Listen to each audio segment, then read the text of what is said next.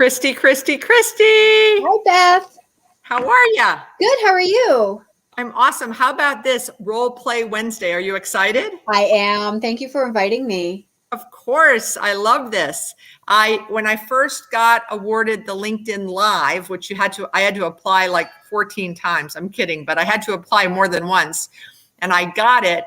They said, you need to have a weekly series or show. And I'm like, oh my gosh, like what in the world? What am I going to have a weekly series or show?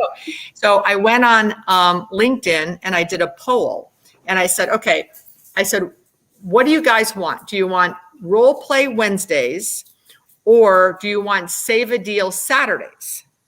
And guess what the response was? Well, obviously we're not Saturday, so I would assume Role Play Wednesday.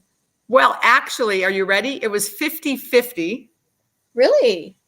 And I've never seen that in a poll I've done. So what I do is every other Wednesday, I do Role Play Wednesday, and every other Saturday, I do Save a Deal Saturday. Oh, nice. Nice. And your response has been great, I bet. It's been awesome. And I've gotten clients from it, actually. So, yeah. Very nice. Are you ready to jump in? We are going to do Role Play Wednesday, and we'll set the stage. I am the big bad landlord, and you are a hair salon post-COVID or during and post-COVID, yes? So, yep, sounds good. All right, so everyone, this is my friend Christy Latavsky from Cushman and Wakefield Asset Services in Ontario, Canada. Hi. You're my first international guest. Yay! Awesome. Okay, so I am ready whenever you are. So you're going to call me on the phone? Yep, I'll call you on the phone. Okay. Dilling. Hi, this is Beth. Hi, Beth. It's Christy from your center, and I really need to talk to you. I'm not going to be able to make the rent, and I know that we're in arrears right now. I need to ask what you guys can do for me. Oh, it's been a really difficult time, hasn't it? Christy, first of all, let me ask you a question. How is your family? Is everyone healthy? Everyone is healthy. We're struggling, obviously, but we are good. And how about yours? We're good too. Luckily, we've been able to avoid this up to this point. So, but it's just a crazy world we're living in, isn't it? It is, and it's awful. It's been just horrible for business. So, you've been a valuable tenant of mine, obviously, since I've owned the shopping center, you've been there. But when I acquired the center in your lease, it doesn't have sales reporting. So can you so I can have a guide of what's going on, what did you guys do in sales in 2019? Oh, goodness. I don't really take really good track of it, but I think we did about 250,000 in sales last year. Sure. We're busy. Okay, great. And what do you think? And do you have any idea what you are doing now? Like what percentage you're down? We're down about 70%. We've lost prom. We've lost Christmas. We lost New Year's Eve. It's just been awful. I've had to lay off all the girls. Oh my goodness. I've heard some of my other salons are telling me that their girls have left because they're doing hair out of their houses. Yeah. So, that's painful for the salon owners, right? Because it is. And we don't want to do that because we want to make sure that everybody coming in knows that they're safe and we're taking all of our precautions. But, with everyone being closed right now, it's just been awful. And you are, remind me, in the city, in our shopping center where you are you able to be open to full capacity yet or no? No, we're not. We're interior facing. We have no exterior facing. It would be so much easier if we did. And you never know when, everyone's kind of checking to make sure that we are following the lockdown protocols. Right. So what percentage are you allowed to have people in your, are your chairs set apart? Did you have to reconfigure your salon? And what percentage are you allowed to have people in there? We're only allowed to have three stylists at any time, and that means the customers. We can't have anybody in the waiting queue. Normally, we're able to operate 10 plus chairs, and we've got people lined up and kind of out the door waiting, but Not anymore. It's appointment only, and even those appointments have dropped off. Everyone's just scared. So I see that last month you were able to pay half. Your rent's $4,000 a month, and you paid half. Mm-hmm. But you up until that point, you were current. So without being open, how did you come up with the rent when you weren't even open and you had such a down sales? I had to borrow it. For some friends and family. Well, we're gonna help. I'm gonna help you, Christy, because now. So what I would like to offer is I would love to see if you can gather your sales for 2020 and let's look at that 70% off. But if your sales show that, what I would like to do is, let's say for the next 90 days, do a 70% off of your rent.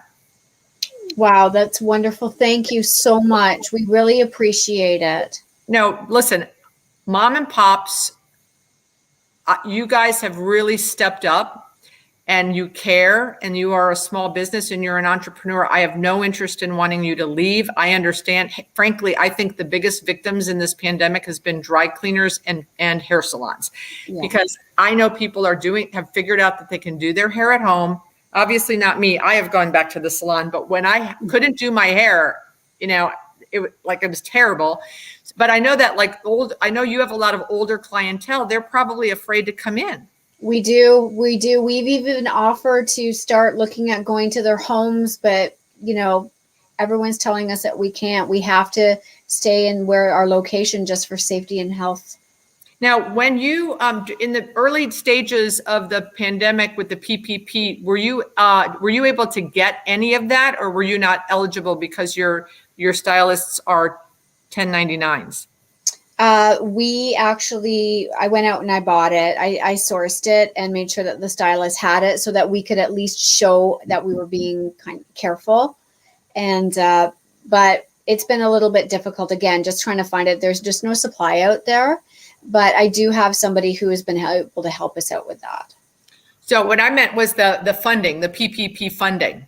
Oh, okay. No, we haven't been qualified for that. Yeah, I've heard that with my other salons as well. I do have a banking relationship, actually, which I would love to introduce you to.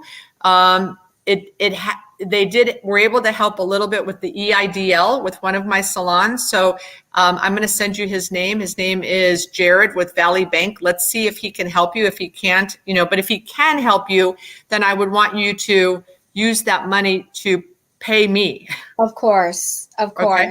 Yeah, we definitely want to keep our relationship good with the landlord. Absolutely. And I noticed also in your lease, I have it here, that you have an exclusive on a nail salon. And I've been always wanting to bring in a nail salon to the center. And I noticed that the last time I was in town, you didn't have any nail techs in your salon. So what I would love to do in exchange for helping you during this time is I'd like to get rid of that exclusive, because I have nail salons that want to come lease here, and I haven't been able to do that. Are you okay with that? I am. It's hard enough keeping our stylists. I don't know if we could even get a nail tech in at this time. Okay. So, and then they're saying that we're going to be open in 90 days full, right? So why don't we just take this for right now, 90 days. I'll send you a little email that says your rent will be 70. So from the 4,000, we'll take 2,800 off. So you'll owe me 1,200 for the next 3 months. Okay. I'm going to keep that on my books. I'm not saying to you I'm going to collect it, but for my lender, until we figure things out, I'm just going to keep it as a running total, but I'm not going to charge you a late fee. And from me to you, I'm telling you that we're probably in the end going to waive it. But right now, we don't know what's going on. So I'm not going to take it off of your account. It'll just run. Okay. And don't worry about the 2,000 you owe for last month. Let's just go forward next 3 months, 1,200. If you start doing well, what I really want to encourage you to do as things start picking up is to use that 70% that we are decreasing your rent towards marketing. Okay. Let's get the people back. Let's let them know that you have safe protocols, because the more people that come to your salon, they come to my center, and they might go to the sub shop next door. Mm-hmm. Also maybe talk to the other tenants. We have the massage lady down the way. We have the lash lady. Maybe there's some things you guys can do together. Let's get together and maybe collaborate on some marketing, and anything you guys come up with, I will consider matching. If you guys want to do. Wow. Okay. That's generous. Yeah. Like if you guys decide, if you guys have the money, let's say maybe not this month, but maybe next month business picks up. And if you guys can do, 200 each, 600, and we want to run a full page ad in one of those magazines, or we want to do value packs that get sent to the people's homes. I don't know what you guys would want to do, but, let me know. You guys get together, you lead the charge, and I'm happy to contribute. I'm happy to do that, Beth. Thank you so much. That's very generous of you. You guys you're our partners, and you are the lifeblood of our shopping centers. So I really, really, this is a temporary thing, Christy. We're going to get through this. So I agree. Let's get through this together. How about that? I think that's wonderful. Thank you so much. I'm so grateful. I know everybody is so grateful for all the help you've given. Well, and here's another thing. In the email that I send you, I'm going to want you to print it and sign it, and it's going to have a confidentiality clause in it, because there are people, to be honest with you, that have asked for help, but they've been open. They've been a necessity business, and their sales don't warrant the help. Okay. So, and I do want you to give to me your collect what you can with your sales, so that I can have that if my lender asks for it as evidence. So I need you to come up with something to show me, right? Receipts. So there are probably people I haven't helped that have asked for it at the center, but in my opinion, they didn't deserve it. I think you've deserved it. I have other salons I've been speaking to. I understand what's going on in the industry with you guys, and I don't want you to go anywhere. We're going to get through this, and we will be fine. Wonderful. Thank you. And I'm happy to sign it. I understand completely. Okay. So I'll put together the email. I'll send it to you. And when we hang up, and the next time I'm in town, I'm going to come by. Maybe you can, do something with this mess. Happy to do so. Just make sure that you ask for me. Of course. And I'm not asking for anything for free. All of my employees know if they get anything for free in any of my shopping centers, they get fired. Okay. So nothing for free. I'm happy to pay. All right, Christy, thanks for calling me, and I wish you luck. And let's hopefully the next time we see each other, you're paying your full rent, your business is back, and we can get through this darn thing. I'm looking forward to that. It's not your fault, and it's not my fault. So let's get to the other side. Thank you. All right. Bye-bye, Christy. Bye-bye. What do you think? So we got lots of comments. Everyone's loving that little role play we're doing. Let's see. My friend Mark in Tampa says, wow, already learned something in the first 30 seconds. Connect with the tenant, relate, and show them you care. Sets up the call from a sympathizer perspective. I'll be using that line. Look, I have 101 tenants, and I probably helped out 40 tenants. And there were probably 40 tenants I didn't help out. I had a national restaurant tenant call and basically tell me they weren't going to be paying. We're not paying. We're going to defer. And I'm like, no, you're not. You're killing it. You're open and you're doing pickup and you're doing delivery. And well, we don't care what you say. We're not. And they didn't pay. And for 3 months, they didn't pay. And then they caught up. I 3-dayed them. I did. And there were other tenants that asked, but they kind of asked with their tail between their legs, because I am very active in my centers. I'm in them all the time. I know who's doing well and who's not doing well. Mm-hmm. And then I had some tenants who I knew weren't doing well that should have called and asked, but were like calling me every day, like texting me. I can only get you half, but I'll get you the half next. And I'm like, let's talk. Let me help you. Yeah. You know? But the national tenants, I told someone I had to do like Monday, Wednesday, nationals, Tuesday, Thursdays, locals, because the nationals were just jerks. Yeah, and they take so much time with all of this, don't they? Oh my, and I had to like in the early days, I would be like, oh, Christy, oh, national tenant. Like I had to like armor myself, like, because I had to be empathetic, like Mark said. And then with the nationals, I had to be suspect. Like, what do you mean you're not paying? You're open. You're a necessity business. Yeah. And I had to be different personalities. So finally I said to Josie, my assistant who sets up these calls, I need blocks of time where I deal with the same personality people. Right. So it was a craziness. Right. So what did I not cover that you might have covered from your perspective with all of the experience that you have? We've actually had tenants that have threatened to leave if they don't get the landlord's help. As a third-party manager, what we also have to take into account as well is that we have to make sure that we're also holding the owner's interests. So it's a case-by-case basis, obviously. I'm just trying to think. That's why, if you notice, like every time I made deals, I tried to get something.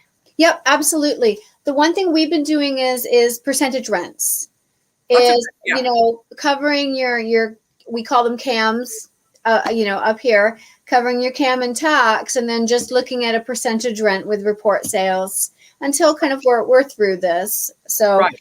we've had here in Canada a very fortunate in areas where we've had assistance programs in place through the government. So that's always the first question we've been asking is, have you accessed and applied for any of the government assistance? So, on March 12th or whenever what hit the fan, I was in Idaho with my son for 2 weeks. And I said, oh my gosh, I got to have a webinar because people were calling me. I couldn't take all the phone calls. I'm like, I'm just gonna have a webinar. And like, I open up, this is like the first, I had three or four webinars. And so the first webinar, like, say no, tell them to go get their business interruption insurance. Like, I was like, so it's not happening. Yeah. Right. And then like 2 weeks later, I'm on a second webinar. Well, this is a little harder than I thought it was. I mean, it was the funniest thing. You can see me going from absolutely not till, I'll give you 3 months, 70% off. I mean, but that was, who the heck knew? I remember I was doing a Facebook Live walking. I called it Walking with Beth, or fresh air and fresh ideas. Cause we're like, I just got to get outside. I got to walk. We're in these houses. And one day I'm walking and I'm talking about, my tenants, and I start crying. Oh. And I'm like, because we had just found out, this was in April, and we had just found out, if you recall, I don't know what happened in Canada, but in the States, we got shut down like March 21st, and it was going to be for 2 weeks. Mm-hmm. We're like, okay, we're all going to do what we need to do for 2 weeks. Yeah. And come like the first weekend in April, the rumors were coming that it was going to be another 4 weeks. Yeah. My tenants were calling me. I was talking them off ledges. Yeah. And I was doing this, hey, I'm walking the dog, fresh ideas with fresh air. So, so this week it's been a little hard, and I got choked up, and so I'm like, okay, I got to delete this. And like, you know what? It's real. I put it out there, but my poor tenants, another 4 weeks. I mean, now 9 months, some of these tenants have been closed. Yeah. Yep, we're having the same thing, or they open and close, or they have restrictions. I do have to give them kudos, though. A lot of the smaller guys have been able to get really creative, still maintaining, and you have to give them the points for innovation. It's some of these have been absolutely fabulous, where they've actually created new business, like streams of business from this. So absolutely. Yeah. I was it was heartbreaking to watch the people, I think both in New York and California, where they opened, restaurants opened, they bought food, and then they shut them down, and they had to throw thousands of dollars of product. Yeah. That's like, the nail in the coffin. Well, so Mark says, can you elaborate on the percentage rent? I've had a lot of requests. What percentage are you agreeing to? Is it a strict percent rent of sales or set on a break point? Food users need to be at 10% rent ratio or less for success. So are you taking less than 10? Just curious how you're structuring those deals. It depends on the deal. It depends on the tenant. It depends, in my particular case, on the ownership group as well. We have some where it is, 10, 15% of sales reported per month. We've had it where we've had nationals even come to us with the same type of situation. We've also our food court tenants have been a little bit different. We've actually had some landlords that have done some pretty good subsidies for them. So they've actually been able to survive. We, in a couple of our centers, we got extremely creative. The team did, and really promoted the concept of Uber Eats, skip the dishes, the walk and takes. So they've fared relatively well. So yeah, I don't think I've done any percentage rent deals. I think for me, with my locals, they're so shell shocked with this whole thing. Mm-hmm. So for me, if I could just do $500 or $1,000, a number that they had some control over. Right. For me, the percentage rent thing, they got to give me sales. If they're not already reporting, and is that on a weekly? Is it a monthly? And now it's something that, again, one more thing that's changing all the time. Mm-hmm. So for me, I just $500 or $750 or $1,000, and then they know that they've got control of it. One less thing that is like varied or flexible out there in their crazy world that we live in. So that was just me. So thank you, Mark, for the questions. Tanya says, love the matching funds for the promotions and advertising.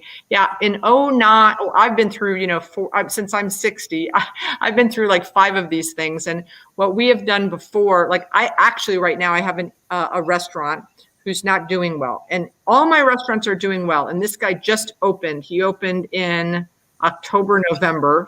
Terrible time to open. But he just opened and he's not doing well. So what I've done with him is I will deduct from your rent. So he's in a center where it's fully surrounded by daytime population, and the daytime population is gone.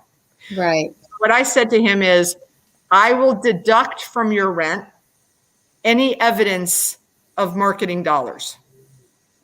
So if you go advertise on a bus bench, if you advertise if you do some advertising in coupons to homes and newspapers, on Facebook advertisings, anything to get people in, if you show me the evidence that you've spent that money and you're bringing people into your restaurant and into my shopping center, I'll deduct it from your rent. That's a fabulous idea. So the first time he goes, well, my signage. I'm like, no, I'm not for your sign. And then he goes, oh, well, and it's an Indian restaurant. He goes, well, I hired an Indian company in India and they did $4,000 of something on social media. I'm like, no, no, show me, the value pack or the Miami Herald or whatever. I'm good. So he got with the program pretty quickly, but, so I said, but I'm not going to let the money go in your pocket. That's not going to help you or the center. Mm-hmm. So, but with hair salons, it's a different story, I think so, because it's so non-essential. Yeah. So Christy Latavsky from Ontario, Canada, my first international guest on LinkedIn Live from Cushman Wakefield Asset Services. Thank you so much for being a part. Did you have fun? I did, Beth. It's been such a pleasure. Thank you. So everyone follow Christy on LinkedIn, right? Yep, absolutely. She's growing her social media brand, and we'll see all you guys on Clubhouse. Did you hear about my big Clubhouse event tomorrow night? I did, and it sounds so exciting. I'm so stoked for you. It's called Space Tank, and I've got 41 landlords, the biggest landlords in the country, and little guys like me, and we have 141 small businesses, and we're going to match. The landlords, I've required them to give 90 days free rent for pop-ups. So the tagline is, let's prop up the economy with pop-ups. I've done a lot of pop-up deals that stay and sign long-term leases, which is the goal. And today I heard that Kevin Harrington, one of the original Shark Tanks, wants to come on and co-moderate with me. That's fabulous. I'm so excited. Rob's asked, what are some of the ways you've been able to draw people back into your shopping centers? All kinds of things. We've done, I brought food trucks to a center that didn't have any food. One of the things I wanted to do, and the University of Miami wouldn't do it, I wanted to block off my parking lot during football season and do a drive-in like tailgate. but Yeah. we couldn't get the game from I was so bummed. It was going to be so much fun. But we've done car shows. We've done all kinds of events to bring people into the centers. What have you guys seen up in Canada? We've done pop-up drive-ins. We've done unfortunately our closed down lockdown procedures have been a little bit more strict. So they've been patrolling pretty heavy, but we have done drive-in, parking lot drive-ins. We have done pop-up events. We have a great concept up here called Beaver Tales, and that was doing fabulous as a food truck concept.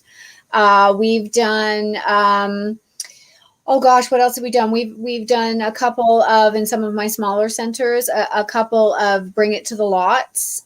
Basically, if you have a consumable where you can safely do an exterior access, we've allowed kind of that pull it outside to the exterior a little bit. Cool. One of the things I did during the lockdown was like, how can I help my tenants while they're closed? I started doing interviews, small business Saturday interviews, and I would interview them just like this, but I did it on Instagram Live, and I started with my tenants. And like one of my tenants, the guy, I said, you guys, there's no sports going on. You have all of these connections with coaches and players. I said, you guys should be like the ESPN during lockdown of South Florida. Go into your store and interview on Instagram Live with a coach, a player, etc. Right. Every week. And they were like, they weren't doing it. I said, okay, I'm going to interview you. I'm going to show you how easy it is. And then they started doing it, and they were doing weekly sports shows, and then they did alumni spotlights, and their online sales went up when they were doing the videos. Fantastic. Yeah. So, and I started doing videos with prospects. So companies I've always wanted to do deals with, I called them up and I said, hey, I'm doing this YouTube show. You can hear, I've done my tenants. Now I want to do other people in the community. And I got a signed lease out of it with a blinds and drapery guy. That's fantastic. So yeah, and so that's it. All right, I like to end at 6:25. It's 6:26. I hope our audience loved it. Christy, it was fabulous having you, my first international guest, and I'll see you in the clubhouse. Great, thanks, Beth. Bye. Bye-bye.